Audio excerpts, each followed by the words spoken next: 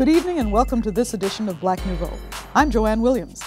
This week we'll be treated to poetry by Spitfire and talk about a comedy benefit for Asha Family Services.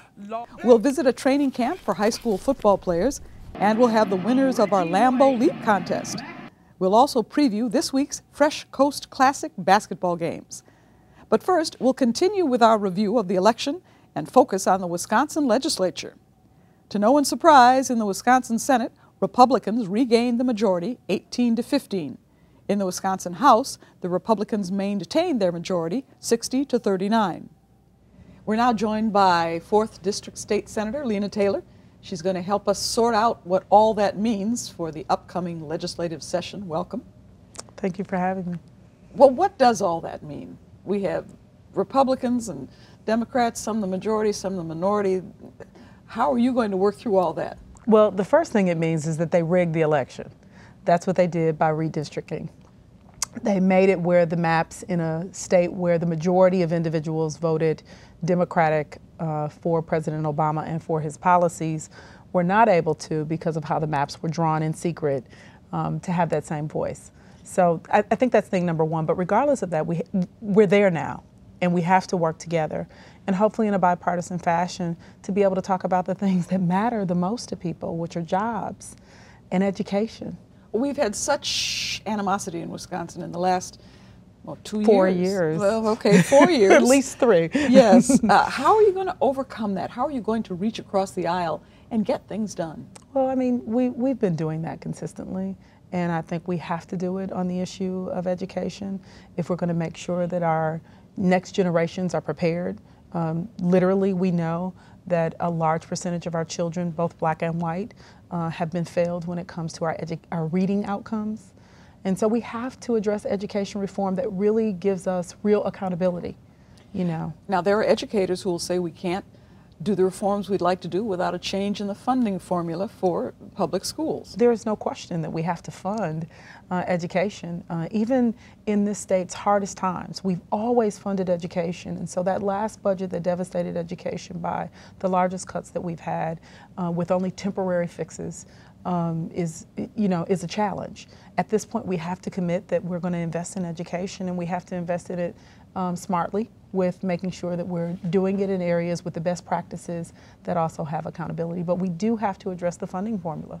But does it have to be addressed right away, or can it be put off for after the budget, for after the next elections, for 5 years from now, or do we have to jump into it and do something now? Our children can't wait any longer. We have to do it now. And the budgets are where hard moral decisions and choices, so to say, are done. And so this is the time. This is the moment. We've gone through a lot of turmoil. It's time for us to get down to the people's business. And so I'm willing to roll up my sleeves and work with people across the aisle and people, inside my caucus, people that we may agree with or disagree with, because at this point we have to do what's right if we want to make sure that we have the right economy. And I know that there's some desire to try to, change the way we do our tax system. And, there's issues about what other revenue sources can we use. And so I think we're going to have to be creative, and we're going to have to be accountable. I mean, that's really what it boils down to. One of the other issues that we're facing in Wisconsin is the Affordable Care Act and how, if at all, it's going to be implemented for the state of Wisconsin. What can you and the legislature do to work with the governor to make sure that we get the right health coverage we need? I think the first step is we wrote a letter saying, Governor, you have to quit playing this game of chicken with the federal government. You cannot, this is a bad game of chicken that just hurts Wisconsinites in the end. We have to do an exchange.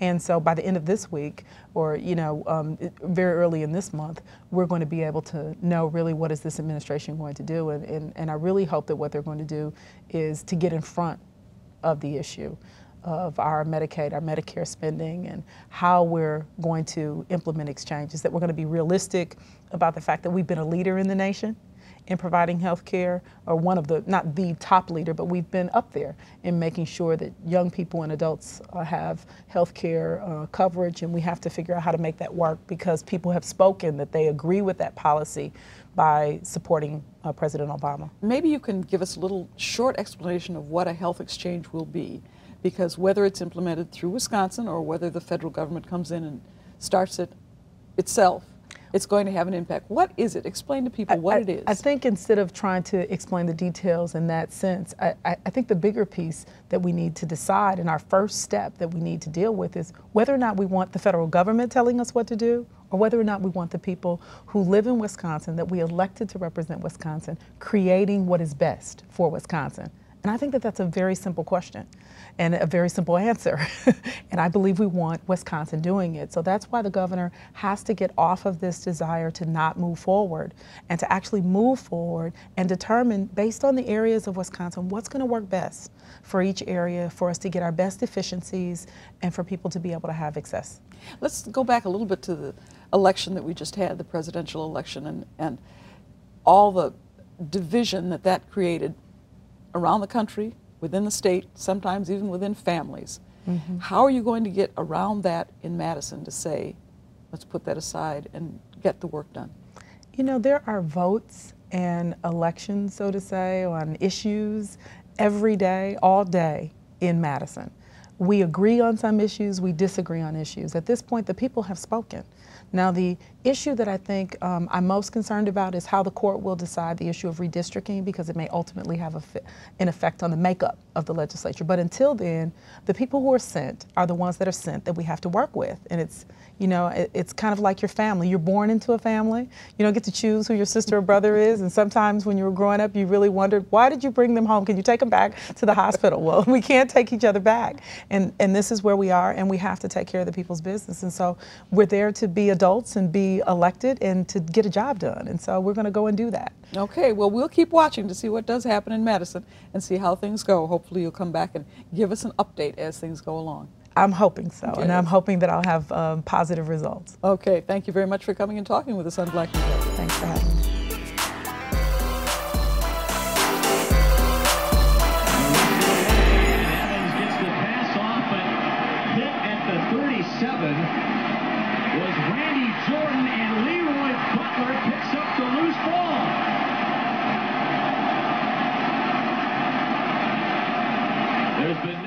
And that's how Leroy Butler created the Lambeau Leap. If you watched the replay, you might have noticed that the team the Packers were playing was the then Los Angeles Raiders. They've since moved back to Oakland. Here are the names of the winners of Leroy Butler's new cookbook, If You Can Read, You Can Cook. Football season is over for our high school players. When they look back and assess their strengths and weaknesses, they may see that extra training that their teammates received may have given them an edge on the field. Liddy Collins reports on one place that might have helped them gain that edge. I left wide, 33 lead on 1-on-1. Ready, run! Let's go. Oh! Eyes up. Set! Hit! They taught me how to, you know, use my speed as a weapon on the field. They helped me get my speed right. I got better condition. They helped me get ready for the season. These young men are referring to what they learned in the Staying Involved Milwaukee Sports Camp. This sports camp used to be track-based and known as the T. Edward Enrichment Camp, but it has now expanded. We're trying to have a camp that is not necessarily based on sports and ending it at the end of the sports camp, but to go year-long with the mentoring program. And then also this year we plan on taking the kids down to the Shed Aquarium. So we have it set up where, you know, our main objective is to stay involved, not just in the summer, but throughout the school year. Patrick, you did the camp last year, but you've added something different this year. And what is that? Yes, we've added a football camp, a skills camp to this year's overall week of camp. We sort of decided to do that because we felt like we had the speed and development part handled. Now we wanted to get into a specific sport. How do you handle that part of it, the football part, as opposed to your running part? Well, this football part is really, our main goal is not to really teach them the basics of the game. We have a philosophy this year in our camp, which is talent is a gift, character is a choice. So we really want to work a lot on character building, not quitting in drills, not only going 50%, knowing that it's going to hurt to go 100%, but once you give that 100%, you're going to be able to, you benefit from that a lot more than if you would just give 50% and say, oh, well, I tried, and that part. So we really just want to build their character and get them ready for what they're going to see on the next level, which is college. The young men who are involved in this part, are they all on football teams, various football teams? Yeah, our goal was to get high school varsity athletes for this camp. But once they go back to school, they're part of their high school program. So how is your program going to mesh with that one?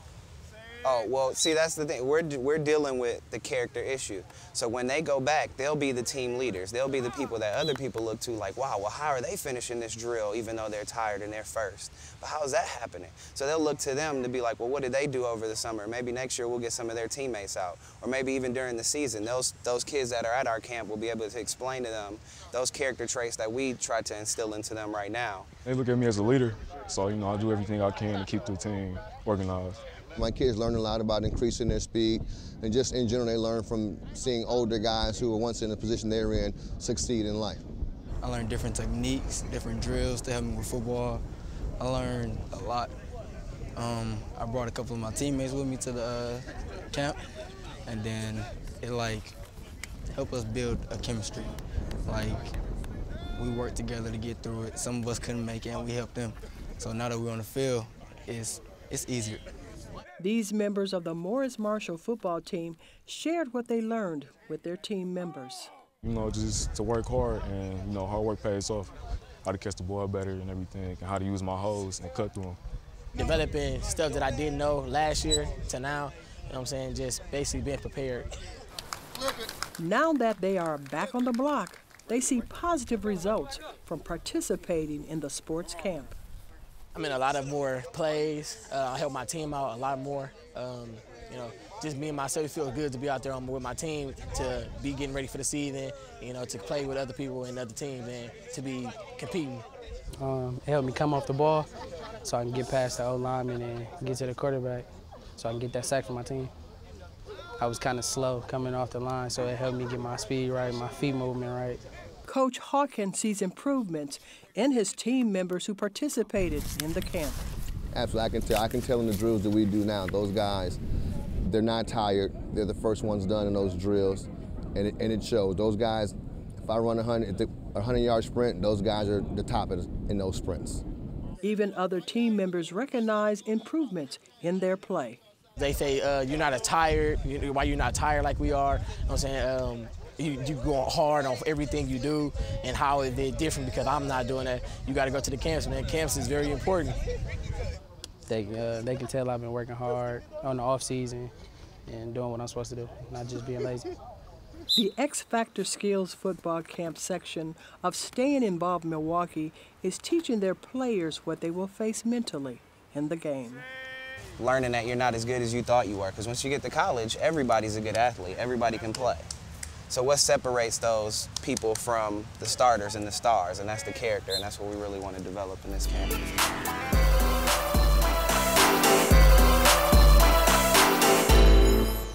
Well, it's November, and that means basketballs will be flying for the Fresh Coast Classic. It happens this weekend. We're joined now by Victor Barnett, founder and executive director of the Runnin' Rebels community organization. Been involved with the Classic for quite a while. Welcome. Thank you. And welcome to all these basketball teams for this Classic. What's the purpose of the Classic besides some really good basketball? Well, the purpose of the Classic was formed to stress the importance of education to our young people and make efforts to bring the community and the corporate world together to show the togetherness that we can have in Milwaukee and have a fun weekend over the Thanksgiving weekend. Do young men and women make the connection between college basketball and college studies? Yes, actually we have a luncheon that we have the basketball players from the different colleges come and they sit with some of the young people and have some conversation around exactly that, the importance of education in high school and how that leads to your college experience. Last time I went to the Classic, I can't even remember what teams were there, but I remember it was pretty well attended and it was pretty enthusiastic too. Yeah, we've had some exciting games, double overtime games, We've had just great colleges come, you know, Clark, Morehouse, and just had an exciting time over the weekend and had some very much success in getting involvement from some of the different HBCUs. What's the importance of the academic aspect of it? Do you stress that as much as the basketball? Yes, we do. They actually go together because we make sure that young people understand without the academics, you won't be able to get on the court. So the stressing of that happens early in the community organizations around, and that connection with the corporate offices and trying to get them two connected. But education is a big part of what we're trying to do with this classic. Now, you use the historically black colleges and universities. To a lot of people in Milwaukee, they're something they don't know about either. Is this a chance to introduce them to the HBCUs? Definitely. It's a great learning experience to bring not only the college experience, period, closer to our young people and others, but that historical black colleges and just getting to know more about it and things like that, I think is very important to everybody. Now, this is the universities, college and universities who are going to be here. Who are they? Well, Winston-Salem State, Northern Michigan, St. Leo, and Lincoln University is the returning champ. So as I stated before, we have some exciting games, and we're really asking the community to get out and support this event because it's a very, very important event and definitely a lot of fun. Is it a fundraiser? Beg your pardon? Is it a fundraiser? Does the money go to? Oh, yeah. Another purpose that I left out was very big and important to us is the scholarships that we give. We give away $5,000 in scholarship money every year to some deserving young people that will be attending college. So we're excited about that and looking forward to the future of getting more community as well as corporate involved so that we can make sure that we get that number to be $10,000 real soon. So you said Lincoln University is a returning champ? Yes, correct. Who are they going to beat this year? Well, they play Northern Michigan first, and then after that, we'll see who advances. But it's a lot of good competition, and anybody that likes basketball should definitely come out and support and see the event because we've probably had 4 or 5 overtime games, probably 2 double overtime games, and can't ask for more than that on the college level. And then on the high school level, we have some of the best high school players in the city of Milwaukee participating. So Running Rebels has what to do with this whole classic? Well, we've just been a community organization that were blessed to be involved from the beginning because it was real important to have the community as well as the corporate business come together. So Running Rebels been around 32 years, so I guess we were blessed to be there from the beginning, and we're excited to be here 6 years later. And you've got some graduates to point to from who no longer not only involved in Running Rebels, but involved in basketball? Most definitely. We have several gentlemen that graduated from Tuskegee University, and it was just a great experience and a great feeling for us when we got a young man that was actually in trouble at one time, and now he's a senior at Tuskegee, and the story to hear that he got his first nudge to think about college from volunteering at the Fresh Coast Classic. All right. Well, thank you very much, Victor. Victor Barnett of the Running Rebels. The Fresh Coast Classic is November 21st, 23rd, and 24th, and you'll be playing at Wisconsin Lutheran College. Yes. Some very good basketball to teach kids about the connection between academics and athletics. Looking forward to a great weekend. Thanks for coming on. Appreciate it.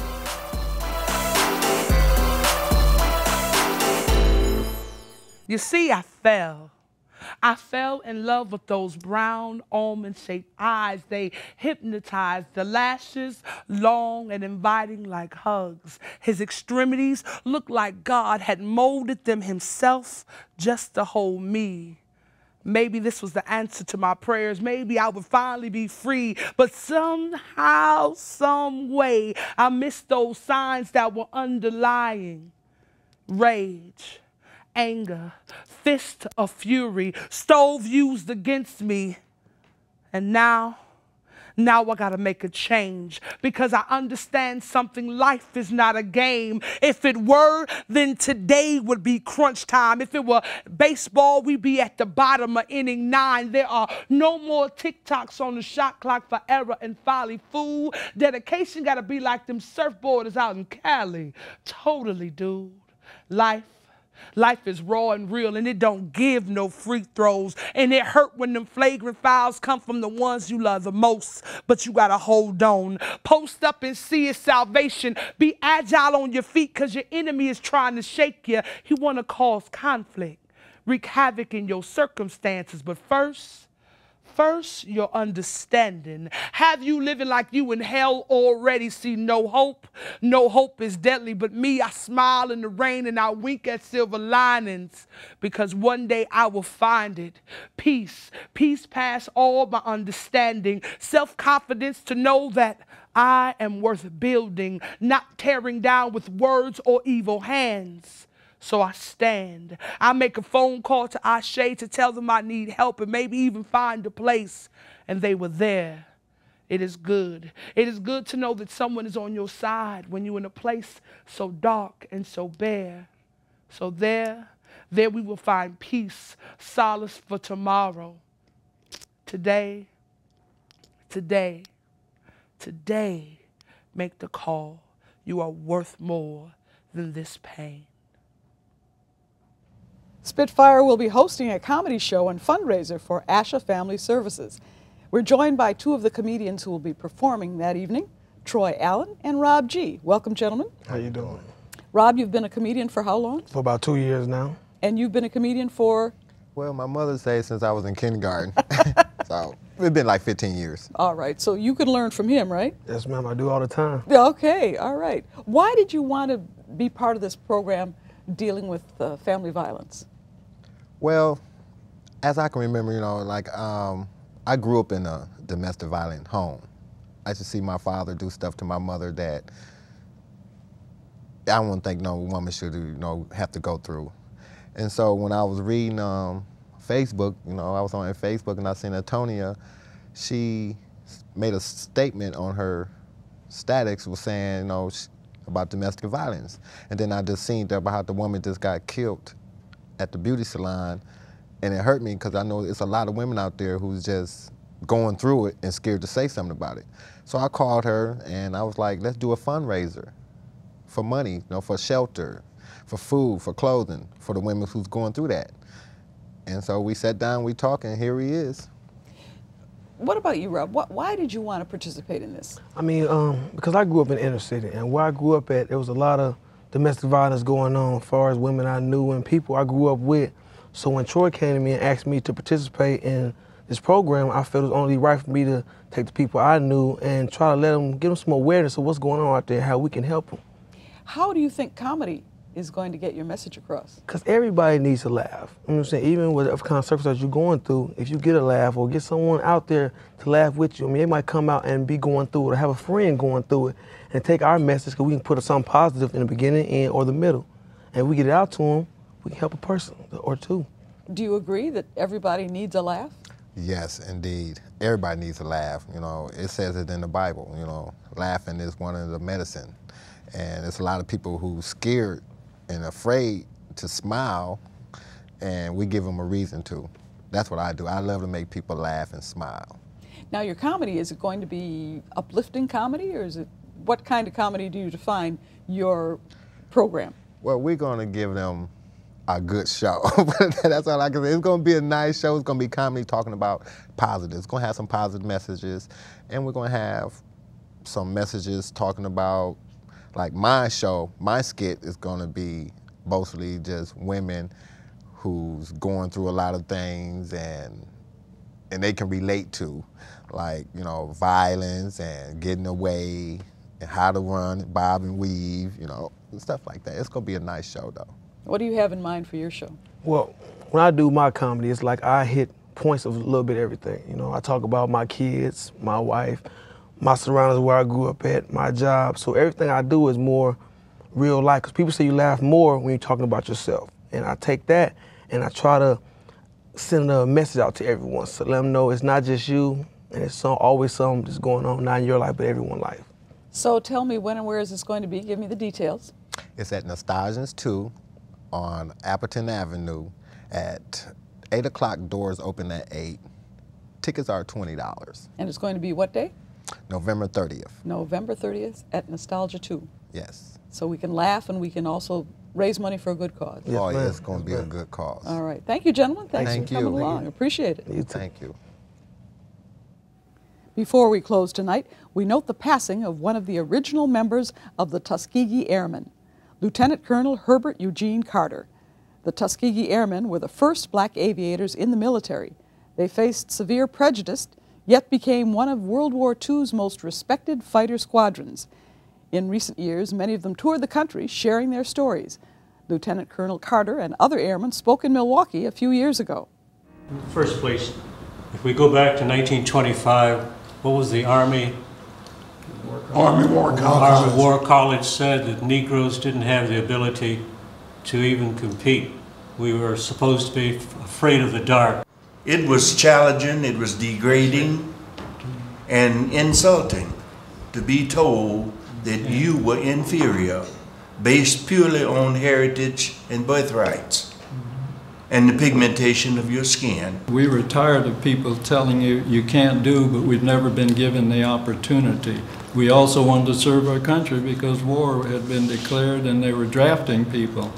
I had a draft card. I was well familiar with what the infantry might be like and our relegation to just service squadrons. And when the opportunity came to fly, fortunately I was prepared, passed the exams, and they didn't have to change the standards for us to get through the program. They called it an experiment which they expected to fail.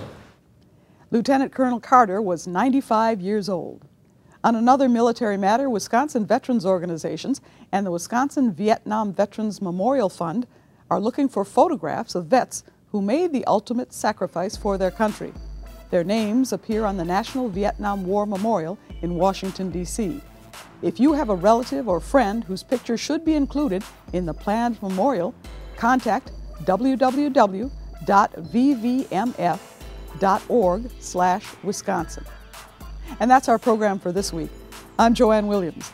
For Black Nouveau, thanks for watching, have a good night, and a safe and happy Thanksgiving.